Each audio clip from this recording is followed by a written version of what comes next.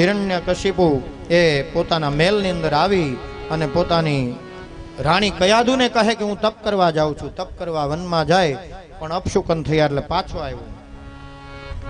કયાદુએ કહ્યું કેમ પાછા આવ્યા? તો કે આજે અપશુકન થયા. પાછો બીજા દિવસે સારું મુહૂર્ત જોઈને નીકળ્યો તપ કરવા. બીજા દિવસે ગયો તો એક પોપટ ઝાડ ઉપર બેસીને, જે ઝાડની નીચે તપ કરવા બેઠો એ ઝાડ ઉપર બેઠેલો પોપટ નારાયણ નારાયણ બોલતો હતો. હું જેના વિરોધમાં, જેની સાથે બદલો લેવા, વેર વાળવા માટે જે તપ કરવા આવું છું અને એ જ મારા દુશ્મનનું નામ અહીંયા બોલાય એટલે અપશુકન થયું. પાછો ઘેર ગયો. કયાદુએ કહ્યું શું થયું? હિરણ્યકશિપુ કહે કે અપશુકન થયું. કેવું અપશુકન? રોજ અપશુકન થાય તમને, તો આજે કેવું અપશુકન થયું? ત્યારે હિરણ્યકશિપુ કહે કે હું જેના વિરોધમાં, જેની સાથે વેર બાંધીને હું તપ કરવા જાઉં છું, આજે હું તપ કરવા ગયો તો એવા જ મારા વિરોધીનું નામ સ્મરણ મને સંભળાયું. કયાદુને હથિયાર મળી ગયું એટલે કયાદુએ પૂછ્યું કે શું નામ બોલતો હતો? પેલો હિરણ્યકશિપુ કહે કે નારાયણ નારાયણ. આજ કયાદુ એ છે ને હિરણ્યકશિપુના ગુરુ બની ગયા હો.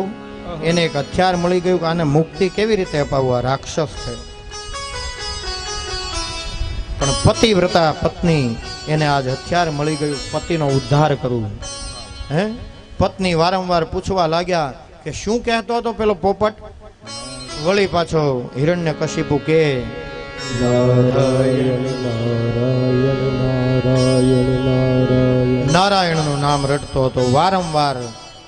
લગભગ એ રાત્રિથી લઈને સવાર સુધીમાં 108 વાર નારાયણ નામનો જપ કરાવ્યો.